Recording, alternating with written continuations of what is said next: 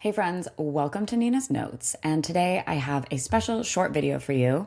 We're going to talk about dating and dating in 2026 because social connection is incredibly important to our longevity. And last week I interviewed a dating specialist and social connection specialist, Axel Schumacher. That episode is going to publish in a few weeks, but I wanted to give you this sneak peek beforehand.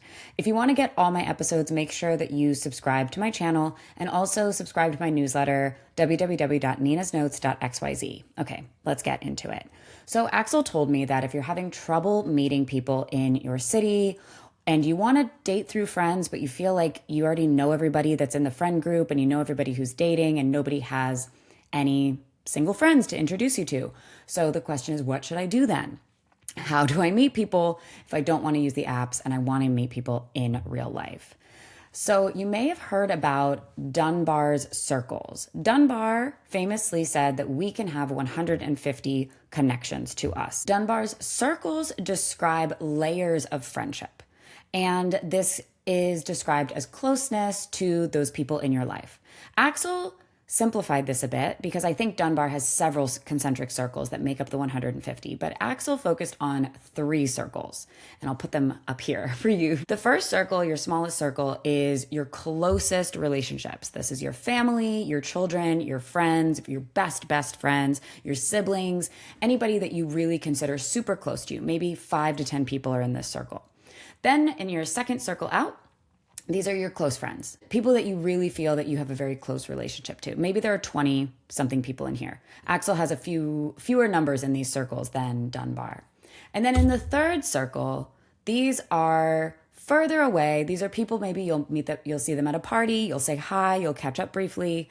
These are considered your weak ties. You can probably have 50 to 100 people in this circle. And what Axel told me to do, he said, Nina, leverage your weak ties because they also have a circle of friends around 150 that you probably don't know because they're in your weak ties circle. And I thought this was so actionable. Last weekend, I was invited to a birthday party from somebody in my weak ties circle. And so I went to his birthday party and I didn't know a single person there. So I had to spend a lot of time introducing myself, and everyone there knew each other, but I was the new person. And I actually shared this information with one of the girls who said she was single, and I told her my strategy.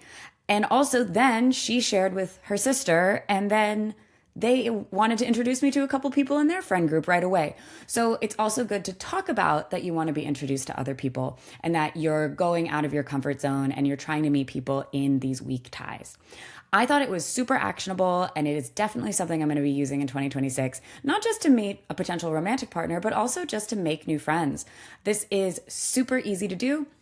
Everybody has this. So your action items now.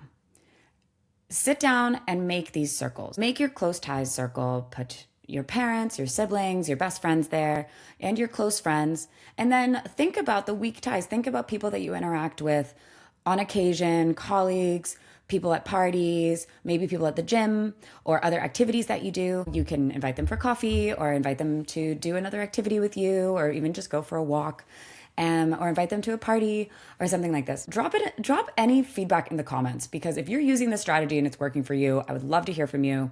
Also, don't forget to subscribe to the channel and subscribe to my newsletter at www.ninasnotes.xyz for all the deep dives, all of the interviews I do, and more. See you next week.